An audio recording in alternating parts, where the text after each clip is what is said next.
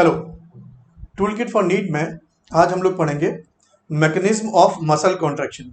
ठीक है, चलिए, बहुत इंपॉर्टेंट टॉपिक है और नीट से हर साल यहाँ पे क्वेश्चन आने के चांस रहते हैं। ठीक है, तो जो ये मैकेनिज्म हम समझ रहे हैं ये बेसिकली किस मसल की समझ रहे हैं? स्केलेटल मसल की, है ना। Mechanism of contraction of skeletal muscle. ठीक है, अब स्केलेटल मसल कैसे होते हैं? वॉलंटरी होते हैं, इनका न्यूरल रेगुलेशन कैसा होता है? वॉलंटरी होता है। ठीक, ये भी इंपॉर्टेंट पॉइंट हो गया। अब इसकी मैकेनिज्म ऑफ कॉन्ट्रैक्शन समझने से पहले इसकी जो बेसिक फिजियोलॉजिकल एनाटॉमी है ना, उसको समझना बहुत ज़रूरी है। आपको डायग्राम यहाँ पे मसल दिख रहा है, ठीक है, उस मसल का सेक्शन हमने ले रखा है, ये रहा मसल। अब ये जो मसल है स्केलेटल मसल, ये क्या होता है? ये ग्रुप ऑफ मसल फेसिकल या मसल बंडल होता है। ये क्या होता है? ग्रुप ऑफ मसल फेसिकल या मसल बंडल। ठीक है, तो ये मसल फेसिकल हो गया। और मसल फेसिकल जो है वो भी क्या होता है? Group of muscle cell. ठीक है, क्या होता है? ग्रुप ऑफ मसल सेल या मसल सेल, क्योंकि इलोंगेटेड होती है इसलिए इसको मसल फाइबर भी कहते हैं। ठीक है, तो मसल फाइबर या मसल सेल के ग्रुप को हमने कहा मसल बंडल या मसल फेसिकल, और मसल फेसिकल के ग्रुप को हमने क्या कहा है? मसल। ठीक, मसल फाइबर में भी क्या होता है? बहुत सारे मायोफिब्रिल्स या माइक्रोफिलामेंट प्रेजेंट होते हैं, माइक्रोफिलामेंट। ठीक, और माइक्रोफिलामेंट के बीच में जो स्पेस होता है उसमें क्या होता है? सार्कोप्लाज्म होता है। ठीक है, और मायोफिब्रिल या माइक्रोफिलामेंट के चारों तरफ क्या होता है? सार्कोप्लाज्मिक रेटिकुलम, है ना, रैप्ड होता है। ठीक, तो ये रहा मायोफिब्रिल। और मायोफिब्रिल का स्ट्रक्चर हम देखें तो इसमें कहते हैं कुछ डार्क बैंड होते हैं और कुछ लाइट बैंड होते हैं, है ना। लाइट बैंड में क्या होता है? जेड लाइन होती है, दो जेड लाइन के बीच का जो एरिया होता है उसको हम क्या बोलते हैं? सार्कोमेयर। और ये जो सार्कोमेयर है ये क्या है? Structural and functional unit of muscle contraction. ठीक, सार्कोमेयर को अभी हम थोड़ी देर के लिए छोड़ देते हैं, सार्कोमेयर का स्ट्रक्चर हम डिटेल में समझेंगे। तो सार्कोमेयर के अलावा हमने देखा कि सार्कोमेयर क्या एक फंक्शनल और स्ट्रक्चरल यूनिट है मसल कॉन्ट्रैक्शन की, जो कहाँ प्रेजेंट है? माइक्रोफिलामेंट या मायोफिब्रिल्स में। और इन मायोफिब्रिल से मिलके क्या बना हुआ है? मसल सेल बना हुआ है। और मसल सेल के ग्रुप को हमने क्या कहा? Muscle fascicle. और मसल फेसिकल के ग्रुप को हमने कहा मसल। तो ये बेसिक फिजियोलॉजिकल एनाटॉमी हो गई। ठीक है, ज़रा इसकी मैकेनिज्म की बात करते हैं। तो जब भी मैकेनिज्म की बात होती है, mechanism of contraction of skeletal muscle, उसमें दो मेन ग्रुप होते हैं, दो मेन थ्योरी होती है। ठीक है, एक तो जनरल मैकेनिज्म होती है, ठीक, जिसको एक्सप्लेन करता है एक्साइटेशन कॉन्ट्रैक्शन कपलिंग थ्योरी। ठीक, इसमें एक्साइटेशन किसका हो रहा है? नर्व का। एक्साइटेशन होता है नर्व का या न्यूरॉन का, और कॉन्ट्रैक्शन होता है मसल सेल का। तो मसल का कॉन्ट्रैक्शन होगा किसकी वजह से? एक्साइटेशन ऑफ नर्व इम्पल्स या सॉरी न्यूरॉन। ठीक, न्यूरॉन के एक्साइटेशन की वजह से क्या हो रहा है? मसल सेल में हो रहा है कॉन्ट्रैक्शन। ठीक है, इसीलिए इसको क्या कह रहे हैं? Excitation contraction coupling theory. ठीक, दूसरी मैकेनिज्म क्या होती है? मॉलिक्यूलर लेवल पर होती है ना, जिसमें बहुत सारी प्रोटीन इन्वॉल्व है। और प्रोटीन क्या होती है? बायोमोलिक्यूल है। एक मॉलिक्यूलर लेवल की बात हो गई। तो मॉलिक्यूलर लेवल पे हम जब देखते हैं उसको कौन एक्सप्लेन करता है? उसको एक्सप्लेन करता है स्लाइडिंग फिलामेंट थ्योरी। ठीक, एनसीईआरटी में मेनली इसी का जिक्र किया गया। हालांकि उन्होंने डिस्कशन तो एक्साइटेशन कपलिंग थ्योरी का भी किया है, एक्साइटेशन कॉन्ट्रैक्शन कपलिंग थ्योरी का, लेकिन वो टर्म नहीं यूज़ किया है ना। जो टर्म यूज़ किया मेनली वो क्या है? Sliding filament theory. ठीक है, तो जब हम मसल और न्यूरॉन के लेवल पे बात कर रहे हैं तो उसको हम जनरल मैकेनिज्म कह रहे हैं। और जब हम मसल सेल के अंदर present different types of protein की बात करेंगे तब वो मॉलिक्यूलर लेवल की मैकेनिज्म हो जाएगी। ठीक है, तो पहले समझते हैं जरा general mechanism excitation contraction coupling theory की। ठीक है, चलो। ठीक, अब हम बात कर रहे हैं किसकी? स्केलेटल मसल की। तो स्केलेटल मसल का न्यूरल रेगुलेशन जो है वो कैसा होता है? वॉलंटरी, मतलब हमारा विल पावर पे डिपेंड करता है ना। हमारा सेरेब्रल कॉर्टेक्स जो है ब्रेन का पार्ट, वो डिसाइड करता है कि किस पर्टिकुलर मसल का कॉन्ट्रैक्शन कराना है। जैसे मैं बात कर रहा हूँ तो मेरे फेशियल मसल का कॉन्ट्रैक्शन होना है, मैं अपनी विल पावर के अकॉर्डिंग किसी भी हैंड का कॉन्ट्रैक्शन करा सकता हूँ। तो राइट हैंड का होना है या लेफ्ट हैंड का होना है, ये इसका एनालिसिस, इसका डिसीजन कहाँ पर हो रहा है? सेरेब्रल कॉर्टेक्स में। ठीक है, सेरेब्रल कॉर्टेक्स में जो एसोसिएशन एरिया है उसका यही काम है, वो एनालिसिस करेगा कि किस पर्टिकुलर टारगेट मसल का क्या कराना है कॉन्ट्रैक्शन। तो सेरेब्रल कॉर्टेक्स में हो गया एनालिसिस। फिर वहाँ से सिग्नल आएगा एक न्यूरॉन के थ्रू, कहाँ पर, स्पाइनल कॉर्ड में। ठीक, फिर स्पाइनल कॉर्ड से क्या होगा, जो एक मोटर न्यूरॉन है वो रिलीज होगा, ये रहा मोटर न्यूरॉन। ठीक, और ये मोटर न्यूरॉन जाकर कनेक्ट हुआ किससे, मसल से। ठीक है, फिर जब ये मोटर न्यूरॉन मसल से कनेक्ट होता है तो यहाँ पर एक जंक्शन बनाता है जिसको हम लोग बोलते हैं न्यूरोमस्कुलर जंक्शन या मोटर एंड प्लेट। ठीक है, चलो जरा न्यूरोमस्कुलर जंक्शन को समझते हैं। ठीक, यही न्यूरोमस्कुलर जंक्शन है जिसको हमने थोड़ा सा जूम कर दिया। ये क्या है, न्यूरोमस्कुलर जंक्शन, जिसमें आपको मोटर न्यूरॉन दिख रहा है। मोटर न्यूरॉन का जो टर्मिनल पार्ट होता है इसमें बेसिकली क्या होगी, साइनेप्टिक नॉब होगी। ये आपको साइनेप्टिक नॉब दिख रही है। साइनेप्टिक नॉब के अंदर क्या होता है, साइनेप्टिक वेसिकल्स होते हैं, और इन साइनेप्टिक वेसिकल के अंदर क्या होता है, न्यूरोट्रांसमीटर, है ना। और यहाँ पर क्या होगा, एसिटिलकोलिन। ठीक, तो जब इस मोटर न्यूरॉन में नर्व इम्पल्स ट्रेवल करते हुए इसके टर्मिनल पार्ट तक आ जाएगी तो इस टर्मिनल पार्ट में present voltage gated calcium ion channel जो है वो ओपन हो जाएंगे, और कैल्शियम का क्या होता है, इन्फ्लक्स। और कैल्शियम के इन्फ्लक्स की वजह से क्या होता है, ये साइनेप्टिक वेसिकल जो है वो फ्यूज कर जाएंगे प्री साइनेप्टिक मेम्ब्रेन से, और एसिटिलकोलिन को रिलीज कर देंगे कहाँ पर, इस साइनेप्टिक क्लेफ्ट में। ये क्या है, साइनेप्टिक क्लेफ्ट। ठीक, फिर ये एसिटिलकोलिन अपने रिसेप्टर से जाकर बाइंड होते हैं। ठीक है, चलो ये साइनेप्टिक क्लेफ्ट देख लिया आपने, रिसेप्टर देख लिया, तो ये स्ट्रक्चर हो गया किसका, न्यूरोमस्कुलर जंक्शन का। थोड़ी सी और बात करते हैं ताकि डिटेल में ये चीज़ हमें समझ में आ सके। इस डायग्राम में आपको दिख रहा है कि नर्व इम्पल्स आ रही है अपने टर्मिनल एंड पे, फिर क्या हुआ होगा, कैल्शियम आयन का रैपिड इन्फ्लक्स हुआ होगा, उसकी वजह से ये साइनेप्टिक वेसिकल जो है वो फ्यूज हो गए प्री साइनेप्टिक मेम्ब्रेन से, और उन्होंने क्या रिलीज कर दिया, एसिटिलकोलिन, और एसिटिलकोलिन अपने रिसेप्टर से जाकर बाइंड हो गए। अब जैसे ही एसिटिलकोलिन अपने रिसेप्टर से जाकर बाइंड हो गए तो ये जो मेम्ब्रेन है मसल सेल की, जिसको हम सार्कोलेमा भी कहते हैं, इसमें क्या होगा, सार्कोलेमा में present voltage gated sodium ion channel जो है ये क्या हो जाएंगे, ओपन, और इसकी वजह से क्या होगा, rapid influx of sodium ion. ठीक है, ये रैपिड इन्फ्लक्स होगा सोडियम आयन का। ठीक, रैपिड इन्फ्लक्स होगा सोडियम आयन का, तो इसकी वजह से क्या होगा, ये मसल सेल जो पहले रेस्ट कंडीशन में था, पोलराइज था, अब ये क्या हो जाएगा, इसका डीपोलराइजेशन हो जाएगा, और इस डीपोलराइजेशन के दौरान क्या होगा, एक्शन पोटेंशियल या नर्व इम्पल्स का जनरेशन होगा। तो नर्व इम्पल्स का जनरेशन हो गया due to rapid influx of sodium ion. फिर ये नर्व इम्पल्स ट्रेवल कर रही है, और सार्कोलेमा के अलॉन्ग एक इन्वेजिशन है जिसको हम क्या बोलते हैं, टी ट्यूब्यूल्स, है ना। सार्कोलेमा का इन्वेजिशन है, इसको हम क्या बोल रहे हैं, टी ट्यूब्यूल्स। ठीक, तो यहाँ तक पहुँचेगी ये नर्व इम्पल्स, और यहाँ भी क्या हो रहे होंगे, सोडियम का रैपिड इन्फ्लक्स हो रहा है। फिर यहाँ पर जो सोडियम आयन एंटर करेंगे, क्योंकि टी ट्यूब्यूल से अटैच्ड एक और इम्पॉर्टेंट स्ट्रक्चर है जिसको हम कहते हैं सार्कोप्लाज्मिक रेटिकुलम, और ये सार्कोप्लाज्मिक रेटिकुलम क्या है, ये होता है store house of calcium. Sarcoplasmic reticulum क्या है, store house of calcium ion. ये भी बहुत इंपॉर्टेंट क्वेश्चन पूछा जाता है। तो जैसे ही सोडियम आयन आएंगी टी ट्यूब्यूल से, है ना, वो क्या करेंगे, एक्टिवेट कर देंगे। किसने एक्टिवेट किया, इन सोडियम आयन ने एक्टिवेट कर दिया किसको, सार्कोप्लाज्मिक रेटिकुलम से, और सार्कोप्लाज्मिक रेटिकुलम क्या कर देगा, कैल्शियम आयन को रिलीज कर देगा किसमें, मसल सेल के साइटोप्लाज्म में, जिसको हम बोलते हैं सार्कोप्लाज्म। ये क्या है, सार्कोप्लाज्म। ठीक है, फिर सार्कोप्लाज्म में प्रेजेंट प्रोटीन, है ना, माइक्रोफिलामेंट, और एक्टिन माइक्रोफिलामेंट की बात करें तो उसमें एक और प्रोटीन होती है ट्रोपोनिन, है ना। आगे हम स्ट्रक्चर देखेंगे मॉलिक्यूलर लेवल वाले पे। तो ट्रोपोनिन में एक यूनिट होती है, सब यूनिट, ट्रोपोनिन सब यूनिट होती है सी, उससे कैल्शियम आयन जाके बाइंड हो जाते हैं। ठीक, फिर उसके आगे का पार्ट जो है वो मॉलिक्यूलर मैकेनिज्म का हिस्सा हो जाएगा।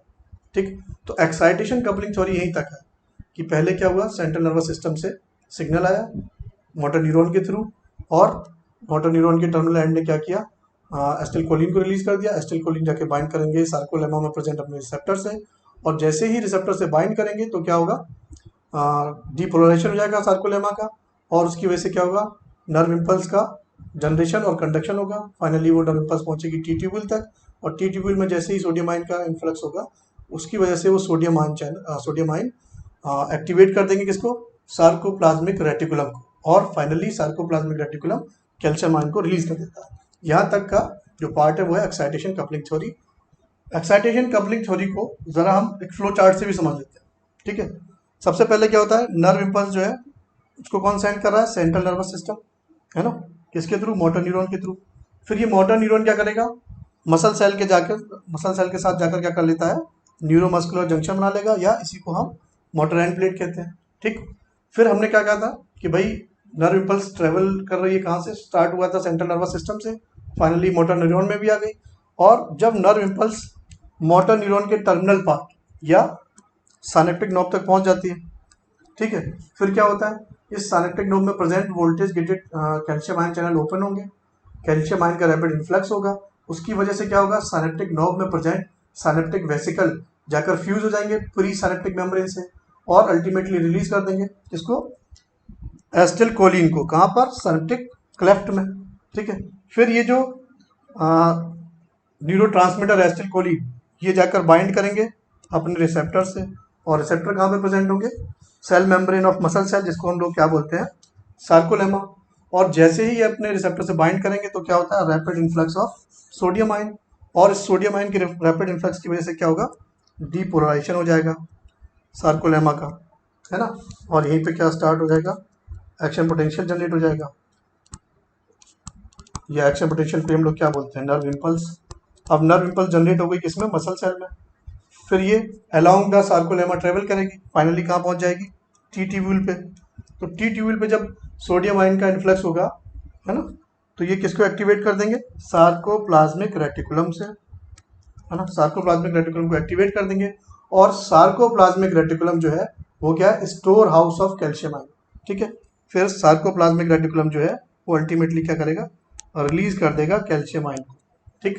तो ये हमारी एक्साइटेशन कपलिंग थ्योरी के स्टेप्स और उसकी थ्योरी कंप्लीट हो गई। चलिए अब जरा molecular mechanism of muscle contraction को भी समझ लेते हैं, है ना। मॉलिकुलर मैकेनिज्म क्यों कह रहे हैं, क्योंकि यहाँ पर क्या है, different kinds of protein involve है, और प्रोटीन क्या है, एक बायोमॉलिक्यूल है ना। तो मॉलिकुलर लेवल पे क्या मैकेनिज्म हो रही है मसल कॉन्ट्रैक्शन की, उसको समझने की कोशिश कर रहे हैं, और इसको कौन एक्सप्लेन करता है, इसको एक्सप्लेन करता है स्लाइडिंग फिलामेंट थ्योरी, ठीक है। और स्लाइडिंग फिलामेंट थ्योरी को समझने से पहले हमें दो बेसिक प्रोटीन से बने हुए फिलामेंट या माइक्रो फिलामेंट को समझने की जरूरत है, ठीक। पहला जो डायग्राम आपको दिख रहा है वो क्या है, एक्टिन, है ना, एक्टिन फिलामेंट, ठीक।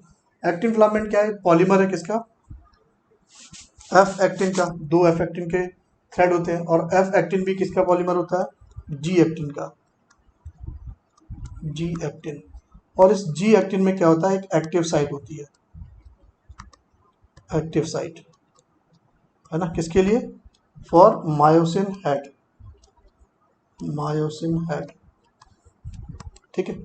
तो जी एक्टिन का पॉलीमर क्या है, एफ एक्टिन, और एफ एक्टिन के ऐसे दो थ्रेड हैं, और इन्हीं दो थ्रेड पे क्या एक और थ्रेड लाइक स्ट्रक्चर, इसको हम लोग क्या बोलते हैं, ट्रोपोमाइसिन, है ना, जो पूरी लेंथ पे मिलेगी, ठीक है। और इस थ्रेड लाइक स्ट्रक्चर जिसको हम ट्रोपोमाइसिन कह रहे हैं, इस ट्रोपोमाइसिन पे क्या होता है, जगह जगह ट्रोपोनिन प्रेजेंट होती है, ट्रोपोनिन एक और टाइप की प्रोटीन है, और इस ट्रोपोनिन में क्या है, बेसिकली 3 सब यूनिट है, 3 सब यूनिट, ठीक, इनको हम लोग बोलते हैं आई टी सी। आई मतलब आई फॉर इनिबिटरी, ठीक। इनिबिटरी से मतलब ये कि ये जो एक्टिव साइट प्रेजेंट है किसमें, जी एक्टिन में, है ना, तो ये जो ट्रोपोनिन की सब यूनिट आई है, ये इसको कवर कर लेती है, मास्क कर लेती है, ताकि मायोसिन हेड आकर यहाँ पर अटैच ना हो सके, ठीक है, इसीलिए इसको क्या कह रहे हैं, इनिबिटरी। टी किसके लिए है, टी फॉर ट्रोपोमाइसिन, ट्रोपोमायोसिन मतलब ट्रोपोनिन की ये सब यूनिट जाके अटैच्ड है किससे, ट्रोपोमायोसिन से, इसलिए इसको क्या करें, टी सब यूनिट। सी सब यूनिट का मतलब यहाँ पर क्या है, कैल्शियम आयन, ठीक है, मतलब इस सब यूनिट से आकर कैल्शियम आयन आके बाइंड होगा। जैसे अभी हमने पढ़ा एक्साइटेशन कपलिंग थ्योरी में कि सार्कोप्लाज्मिक रेटिकुलम ने क्या कर दिया था, कैल्शियम आयन रिलीज कर दिए थे। अब ये जो कैल्शियम आयन सार्कोप्लाज्मिक रेटिकल में रिलीज किए हैं वो जाकर बाइंड होंगे किससे, इसी सब यूनिट सी से, ठीक है। तो ये हो गया एक्टिन फिलामेंट का स्ट्रक्चर। दूसरा फिलामेंट कौन सा है, मायोसिन फिलामेंट, ठीक। मायोसिन फिलामेंट भी क्या है, पॉलीमर है किसका, मीरोमाइसिन का, ठीक। इसमें दो मेनली रीजन होते हैं, एक हेड रीजन और एक टेल रीजन, ठीक। हेड रीजन को ही हम लोग HMM हैवी मीरोमाइसिन भी बोलते हैं। अब इस हेड रीजन में क्या है, दो एक्टिव साइट है, ठीक। एक तो एक्टिन प्रोटीन से बाइंड करने के लिए एक्टिव साइट प्रेजेंट है, दूसरा ATP से बाइंड करने के लिए एक एक्टिव साइट प्रेजेंट है, ठीक है।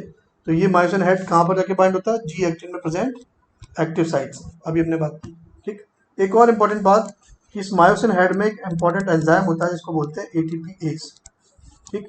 और ATPase जैसा नाम है तो क्या कराएगा, ब्रेक डाउन ऑफ ATP, और उस ब्रेक डाउन ऑफ ATP से जो एनर्जी रिलीज होगी वो यूज होती है मायोसिन हेड के अटैचमेंट में, है ना, क्रॉस ब्रिज फॉर्मेशन में, ठीक है। चलो अब हमने मॉलिकुलर लेवल पर क्या स्ट्रक्चर होता है एक्टिन फिलामेंट का, मायोसिन फिलामेंट का, वो समझ लिया। अब इन एक्टिन फिलामेंट और मायोसिन फिलामेंट से बने जो स्ट्रक्चर जिसको हमने कहा था सार्कोमेयर, उसको समझ लेते हैं, ठीक। सार्कोमेयर जिसको हमने कहा था स्ट्रक्चरल और functional unit of muscle contraction, ठीक। इसमें क्या है देखो, थिक फिलामेंट जिसको हमने कहा मायोसिन फिलामेंट, थिक फिलामेंट, या इसी को हमने क्या कहा, मायोसिन फिलामेंट। और इस मायोसिन फिलामेंट की मिडिल से एक लाइन जा रही है, इसको हम बोलते हैं क्या, एम लाइन, है ना, एम फॉर मिडिल, ठीक है। इसके ऊपर ही क्या है, थिन फिलामेंट, है ना, थिन फिलामेंट को हम लोग क्या बोलते हैं, एक्टिन फिलामेंट। तो इसकी दोनों तरफ क्या है, थिन फिलामेंट है, ठीक। और इन थिन फिलामेंट को एक डिस्क शेप प्रोटीन कनेक्ट कर रही है ना। अब क्योंकि ये जिगजैग शेप में अरेंज है इसलिए इसको क्या बोलते हैं, जेड डिस्क या जेड लाइन, ठीक। और इन्हीं दो जेड लाइन के बीच का जो एरिया है उसको हमने क्या कहा है, सार्कोमेयर, ठीक है। कुछ और इम्पोर्टेंट पॉइंट यहाँ पर, जैसे जो थिक फिलामेंट है उसका कुछ एरिया कवर्ड नहीं है इससे, थिन फिलामेंट से।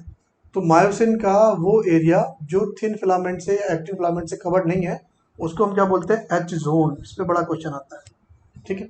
एच जोन समझ में आ गया, ठीक। फिर थिन फिलामेंट को हम आई बैंड बोलते हैं, आई मतलब आइसोट्रॉपिक, क्योंकि इसमें सिर्फ एक्टिन फिलामेंट ही है तो इसका स्ट्रक्चर क्या है, सेम है, तो इसको बोलते हैं आइसोट्रॉपिक, ठीक है।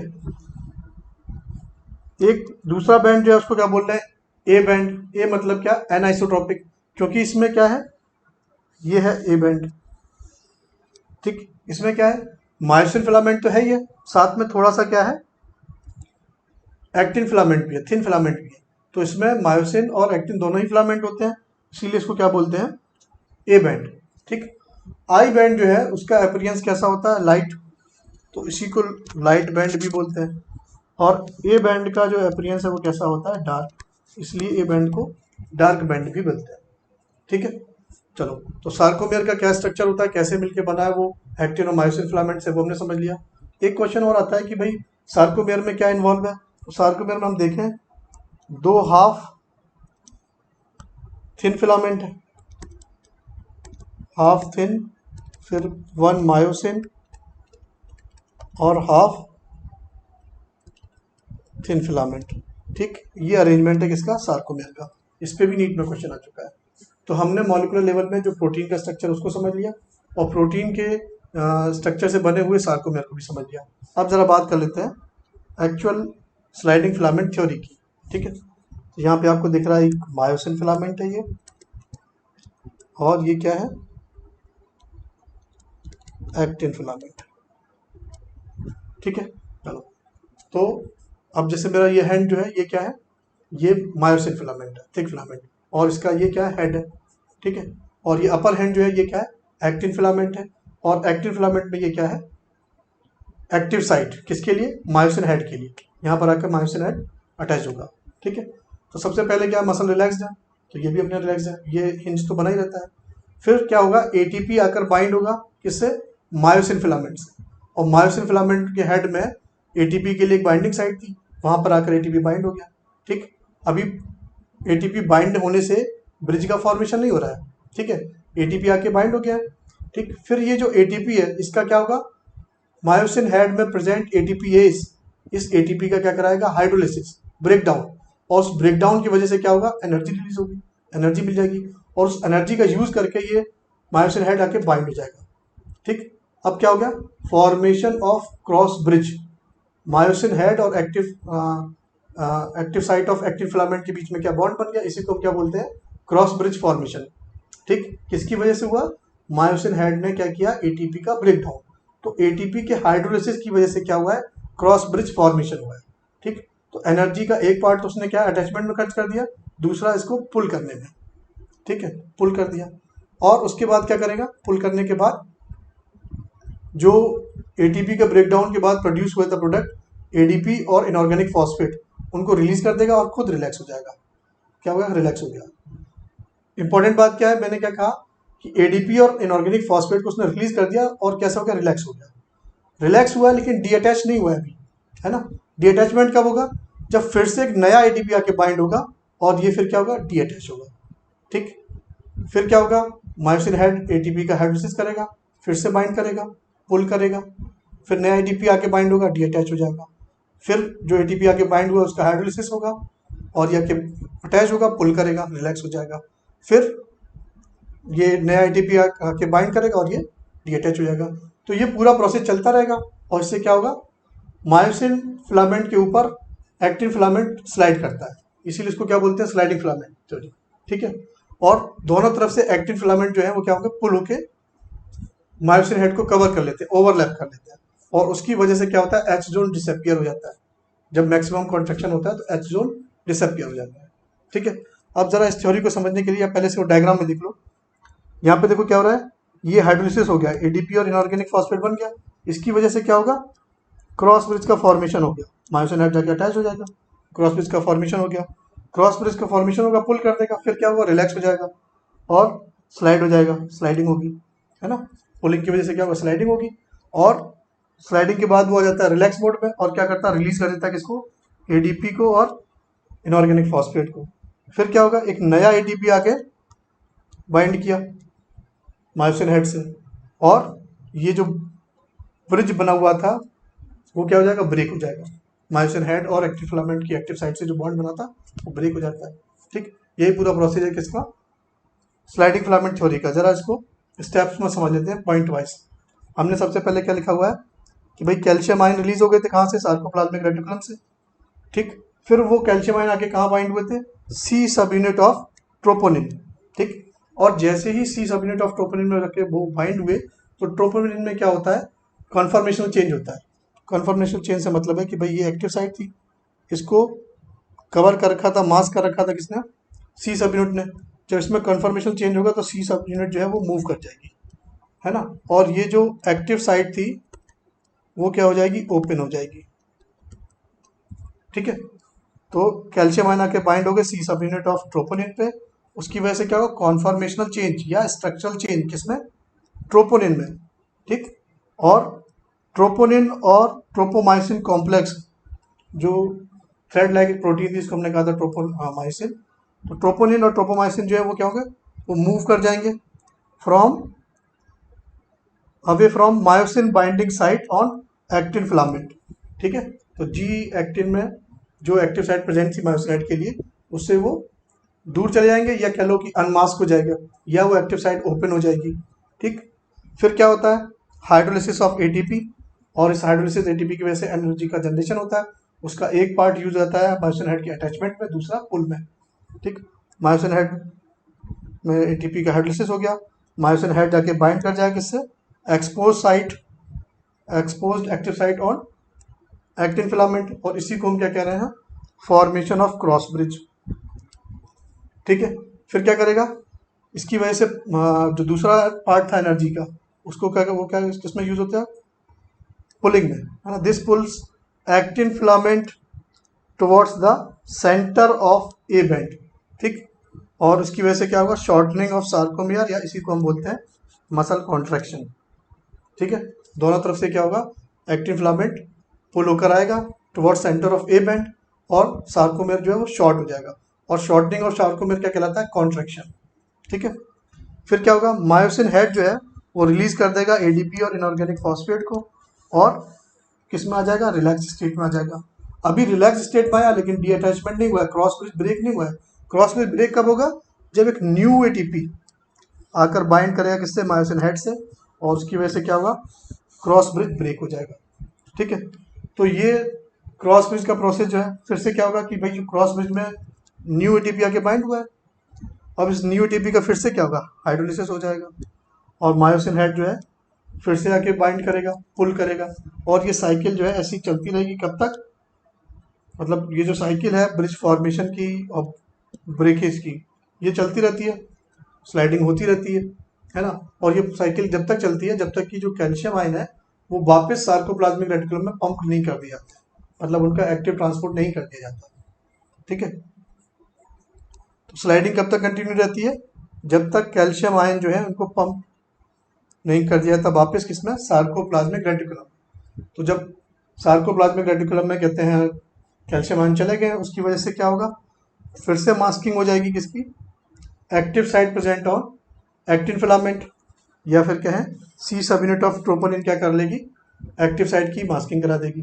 मास्किंग हो जाएगी, उसकी वजह से क्या होगा कि जो जेड लाइन है वो वापस अपनी ओरिजिनल पोजीशन पर आ जाएंगे, और जब जेड लाइन फिर से अपनी पोजीशन पर आ जाएंगे या वाइडनिंग ऑफ शार्कोमियर हो जाएगा, तो इसको क्या बोलेंगे? Relaxation of muscles.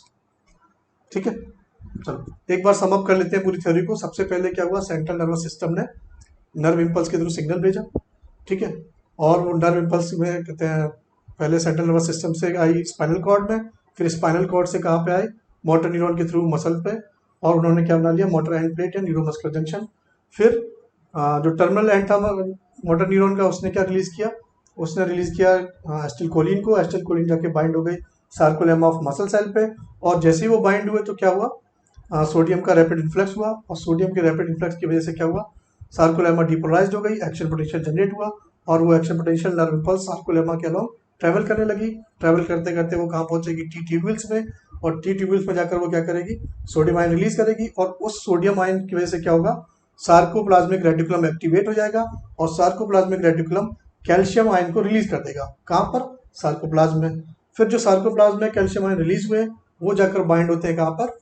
ट्रोपोनिन की सी सब यूनिट पे, और जैसे ही ट्रोपोनिन की सी सब यूनिट से कैल्शियम आयन आके बाइंड होंगे तो क्या कराएंगे? ये अनमास्किंग कर देंगे। ट्रोपोनिन में क्या होगा? कॉन्फर्मेशन चेंज होगा, उसकी वजह से अनमास्किंग हो जाएगी किसकी? Active site present on actin filament. ठीक है, अनमास्किंग हो गई। उसके बाद क्या होगा? मायोसिन हेड में एटीपी आके बाइंड होता है, एटीपी का हाइड्रोलिसिस होता है, और उस हाइड्रोलिसिस का बाद जो एनर्जी प्रोड्यूस हुई है उसके दो यूज होते हैं। पहला, मायोसिन हेड जो अटैच्ड होता है active site present on actin filament पे, और दूसरा पार्ट ऑफ एनर्जी से उसको क्या करता है? पुल करता है, और पुल करने के बाद वो रिलैक्स हो जाता है। ठीक, रिलैक्स होता है लेकिन डी अटैच नहीं होता है। डी अटैच कब होता है? क्रॉस ब्रिज ब्रेक कब होता है? जब नया एटीपी आके बाइंड होगा। ठीक, नया एटीपी बाइंड होगा तो ये क्या होगा? क्रॉस ब्रिज ब्रेक हो जाएगा। फिर जब एटीपी मायोसिन हेड में पहुंच ही गया है तो इसका क्या हो जाएगा? हाइड्रोलिसिस भी हो जाएगा, और हाइड्रोलिसिस हो जाएगा तो ये फिर से आके बाइंड हो जाएगा, फिर ये फिर से पुल कर देगा, फिर से नया एटीपी आएगा, फिर से डी अटैच हो जाएगा। तो ये जो पूरा प्रोसेस है इसकी वजह से क्या हो रहा है? स्लाइडिंग लगातार हो रही है ना। थिन फिलामेंट थिक फिलामेंट के ऊपर स्लाइड कर रहा है, इसीलिए इसको क्या कर रहे हैं? स्लाइडिंग फिलामेंट थ्योरी कर रहे हैं। और ये पूरा प्रोसेस जब तक चलता है जब तक सार्कोप्लाज्म में कैल्शियम आयन प्रेजेंट होंगे। ठीक है, फिर सार्कोप्लाज्म में जो कैल्शियम आयन प्रेजेंट है उनको एक्टिवली ट्रांसपोर्ट कर दिया था किसमें? सार्कोप्लाज्मिक रेटिकुलम में। और उसके बाद क्या होगा? जो जेड लाइन की शॉर्टनिंग हो गई थी, शार्कोमेयर की शॉर्टनिंग हो गई थी, फिर से किस में आ जाएगी? नॉर्मल पोजिशन में आ जाएगा, और मसल जो है रिलैक्स पोजिशन में आ जाएगा। ठीक है, आई होप ये मैकेनिज्म आपको समझ में आई होगी। अगर ये वीडियो आपको अच्छा लगा है तो लाइक, शेयर और सब्सक्राइब कीजिए, और अगर इसके बाद भी कोई डाउट है आपका तो आप कमेंट सेक्शन में मुझसे पूछ सकते हैं। Thank you.